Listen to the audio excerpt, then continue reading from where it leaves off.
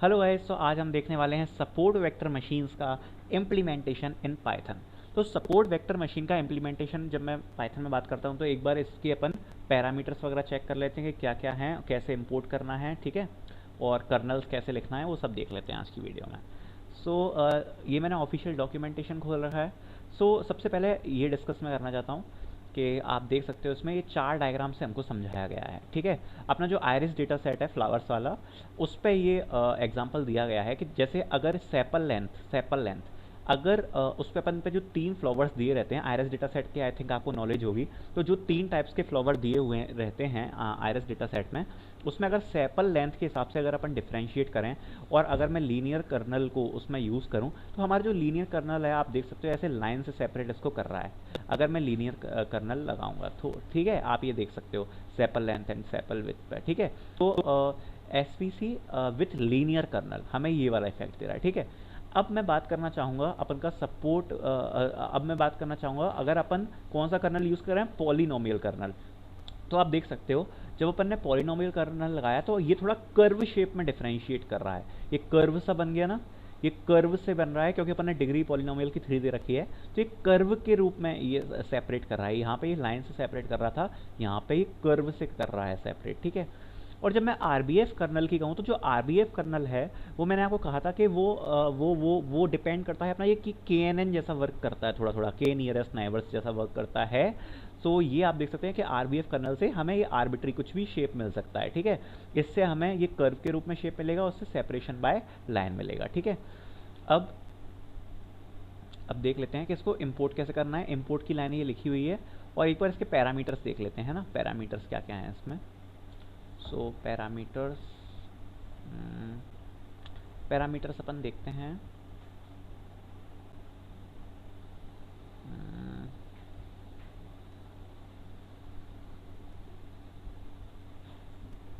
इसमें पैरामीटर्स कहाँ दिए हैं? हाँ, ये इसमें पैरामीटर्स दिए हैं यहाँ पर टिप्स एंड प्रैक्टिकल यूज़। यहाँ पर आप क्या कर सकते हो, यहाँ पर इन सबको आप पढ़ सकते हो, ये जो डॉक्यूमेंटेशन में दिया है। बाकी जो इंपॉर्टेंट चीज़ें हैं वो मैं आपको एक्सप्लेन कर देता हूँ कि क्या क्या अपन को पता होना चाहिए, है ना। सेटिंग सी, कब सी यूज़ करना है, कैसे, वैसे ये सब है ना ऑटोमेटिक है सारा, मतलब ऑटोमेटिक ये बेस्ट ढूंढने की कोशिश करता है। जैसे ये गामा दिया है तो इसका मीन्स क्या है, तो अपन देख लेते हैं एक बार के, मतलब ये इसके जो पैरामीटर्स हैं उनके मतलब क्या है, कैसे उन्हें सेट करते हैं। तो सबसे पहले अब अपने डेटा सेट पे अपन रन करना चालू करते हैं, और अगर आपको बहुत ज़्यादा नॉलेज चाहिए तो आप ये डॉक्यूमेंटेशन पढ़ सकते हो, वरना मैं अभी एक्सप्लेन करता हूँ इसके पैरामीटर्स को, ठीक है। ये इंपोर्ट कर लिए हैं लाइब्रेरीज, और अपन ने लॉजिस्टिक रिग्रेशन में जो डेटा सेट यूज़ किया था वही इसमें करेंगे, और लॉजिस्टिक रिग्रेशन से ही मैं कॉपी करूँगा क्योंकि उसमें मैंने आपको इम्प्लीमेंटेशन बहुत अच्छे से बताया था। तो अपन को सारा कुछ वही रखना है, केवल अपना मॉडल ही चेंज करना है। इसलिए वहीं से अपन उठाते जाएंगे। तो डेटा सेट भी अपना सेम है, तो वही डेटा सेट उठा लेता हूँ मैं। ये मैंने उठा लिया, ये अपना डेटा सेट आ गया। अब इस डेटा सेट में मैंने आपको बताया था अपन केवल age, estimated salary and purchase ही लेंगे, यूज़र आईडी एंड जेंडर नहीं लेंगे। तो मैं लिख देता हूँ यूज़ कॉल्स इक्वल्स टू, कौन कौन से अपन लेने वाले हैं, एज, ठीक है, एस्टिमेटेड सैलरी एंड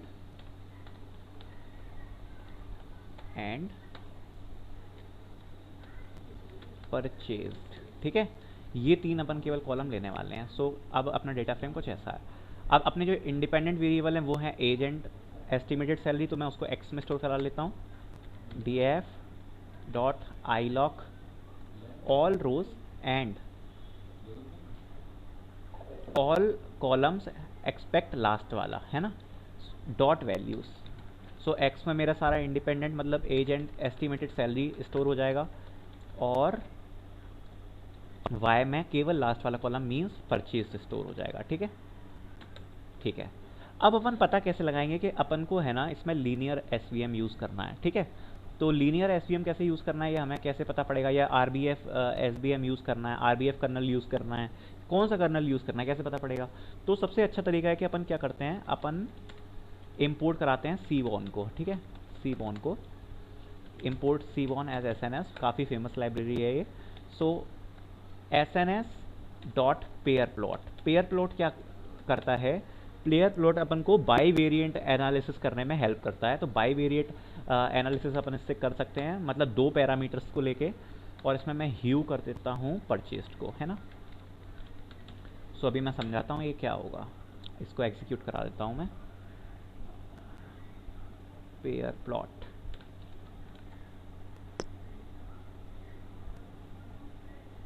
देखो अभी आप डायगोनल वाले को डायगोनल वाले जो ये जो अपने डायग्राम्स हैं इनको छोड़ दो।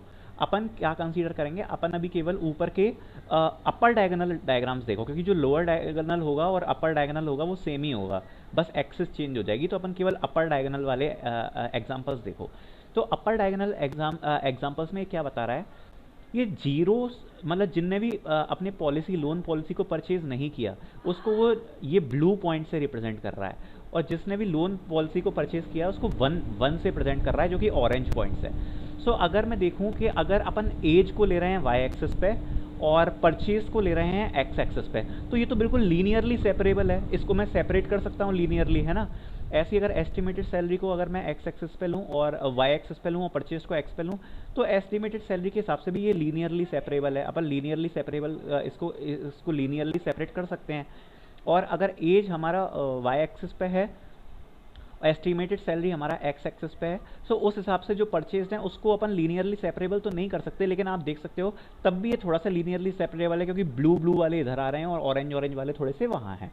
तो ठीक है, तो अपन इसमें लीनियर कर्नल का यूज़ करेंगे, क्योंकि ये ज़्यादा कुछ कॉम्प्लेक्स डेटा नहीं है, तो ये हमें पता पड़ गया। ठीक, अब अपन क्या करेंगे, अब अपन उठाओ अपना स्केलिंग, इसको अपन फीचर स्केल करने वाले हैं अपने एक्स को, जो अपन ने लॉजिस्टिक में किया था। ये सब एक्सप्लेन मैं कर चुका हूँ, देख लेना, है ना। बार बार कोई फ़ायदा नहीं है वो एक ही चीज़ बताने का। फिर अपन ट्रेनिंग एंड टेस्ट सेट में स्प्लिट करेंगे, हर बार ये करते हुए आ रहे हैं, तो ये करते हैं, है ना। ये स्प्लिट कर दिया। फिर अब अपन की कोडिंग चेंज होगी। अब अपन को क्या करना है, एसवीएम का मॉडल इंपोर्ट करना है। तो कैसे करते हैं अपन इंपोर्ट, देखो from sklearn dot svm import capital SVC, ठीक है। इससे अपना हो जाएगा इंपोर्ट। फिर अपन हमेशा की तरह क्या कराएंगे, मॉडल इक्वल्स टू SVC, और इसमें मैं कर्नल दूंगा, कर्नल क्या दूंगा, कर्नल लीनियर, और model dot fit X comma Y. अब अपन एक बार पैरामीटर्स को समझ लेते हैं जो इसमें दिए हुए हैं, ठीक है।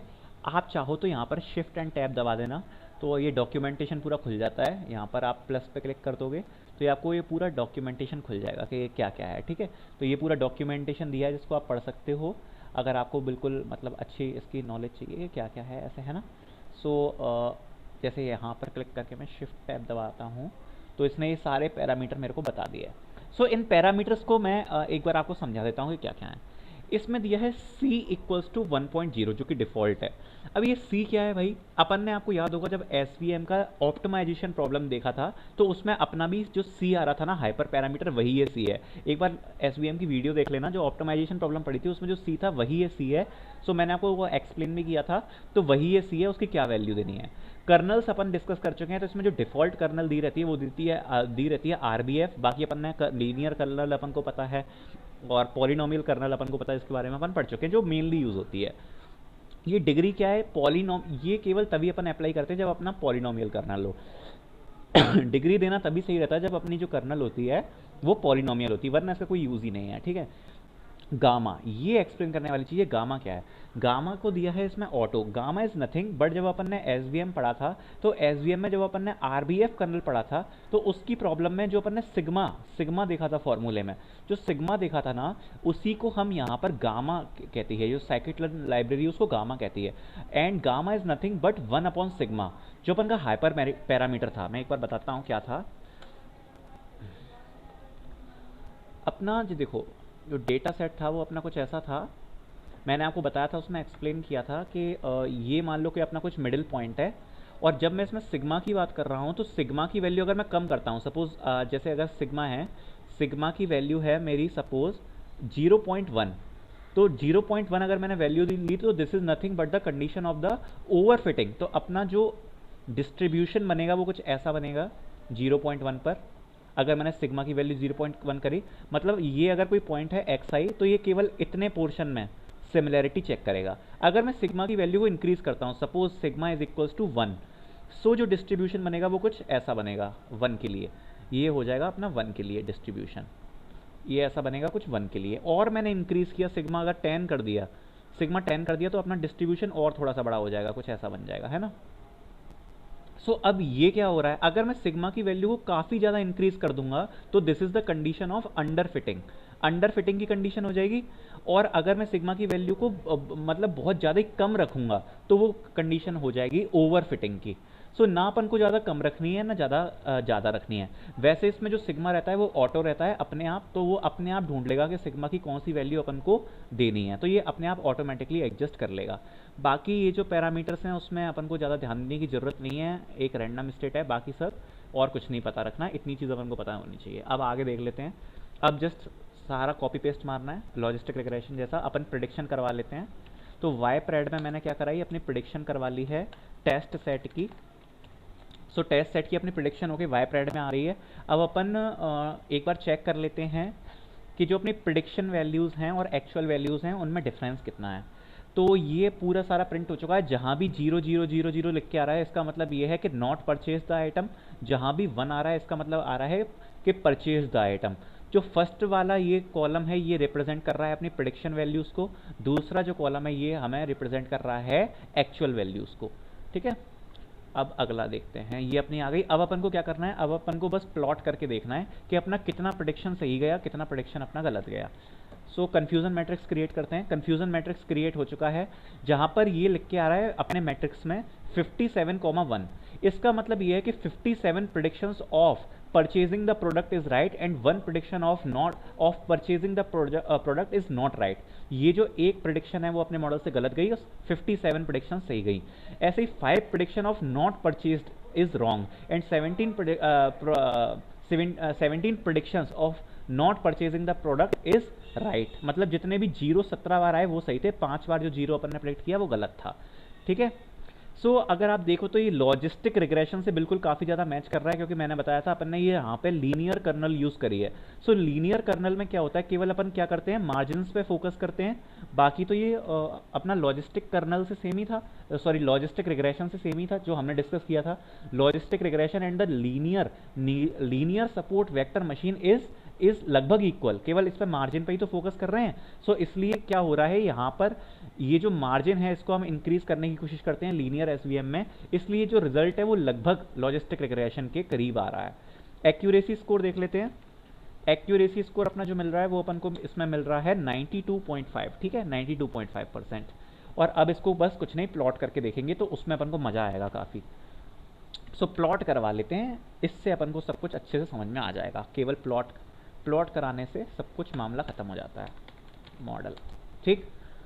सो प्लॉट की कोडिंग मैंने लिख दी है। अब अपन देखो ये अपना डायग्राम बन के आ रहा है। इस डायग्राम से हमें क्या समझ में आ रहा है, ये जो लाइन आ रही है ये लाइन हमारे सेपरेट कर रही है परचेज प्रोडक्ट और नॉट परचेज प्रोडक्ट को। रेड जो पॉइंट्स हैं वो हमें दिखा रहे हैं नॉट परचेज प्रोडक्ट, ग्रीन जो पॉइंट्स हैं वो दिखा रहे हैं परचेज प्रोडक्ट। अब जहाँ भी ये रेड वाले पॉइंट्स इस ग्रीन वाले एरिया में आ रहे हैं वहाँ अपनी जो प्रेडिक्शन है वो गलत जाएगी, है ना, क्योंकि ये होने चाहिए थे रेड में बट ये जा रहे हैं ग्रीन वाले पोर्शन में। ये अपन को डायग्राम से समझ में आ रहा है। और जहाँ भी ग्रीन वाले सिंबल्स रेड वाले पोर्शन में आ रहे हैं वो चीज़ अपनी यहाँ पर गलत जा रही है। तो एक बार अपन टेस्ट सेट जिस पे अपन ने प्रेडिक्शन लगा के देखी है उसको प्लॉट करा के देखते हैं तो we can understand it better. अब देखो मॉडल डॉट प्रिडिक्ट, ठीक। सो अब देख लेते हैं, इसमें अपन को क्लियरली अच्छे से समझ में आएगा। अब देखो जरा इसमें ग्रीन पॉइंट्स कितने आ रहे हैं रेड साइड, 1 2 3 4 5, लगभग जो 5 ग्रीन पॉइंट्स हैं वो रेड के एरिया में आ रहे हैं। तो यहाँ पर अपनी प्रेडिक्शन गलत हो रही है। आप कन्फ्यूजन मैट्रिक्स में देख सकते हो यही सेम चीज़ लिखी थी कि 5 प्रेडिक्शंस गलत हैं, ये लिखा है ना 5 प्रेडिक्शंस गलत हैं, ठीक है। मैंने क्या बोला था, 5 प्रेडिक्शन गलत किसकी है, नॉट परचेज्ड की। मतलब ये ग्रीन पॉइंट्स हैं लेकिन ये आ रहे हैं नॉट परचेज्ड में अकॉर्डिंग टू अवर प्रेडिक्शन। सो ये 5 आप गिन के देख सकते हो, यही उसमें भी आ रहा था रिजल्ट। ऐसे ही एक रेड पॉइंट आप देख सकते हो जो ग्रीन के पोर्शन में जा रहा है, यहाँ ये ग्रीन वाले पोर्शन पे जा रहा है, तो ये अपनी प्रिडिक्शन गलत हो रही है ग्रीन साइड में। तो ये अपन देख सकते हैं। तो ये अपन का लीनियर कर्नल का मॉडल था, ठीक है। अब मैंने क्या कहा था कि मोस्ट जेनरिक कर्नल कौन सी है, आरबीएफ, जो केएनएन की तरह काम करेगी। तो अपन आरबीएफ को भी एक बार अप्लाई करके देखते हैं कि उससे क्या फर्क पड़ रहा है ना।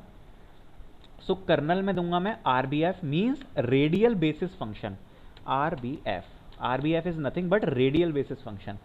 सो आरबीएफ इसमें अप्लाई कर दिया। अब आरबीएफ अप्लाई करने के बाद देख लेते हैं कि अपना जो मॉडल है वो कैसा वर्क कर रहा है।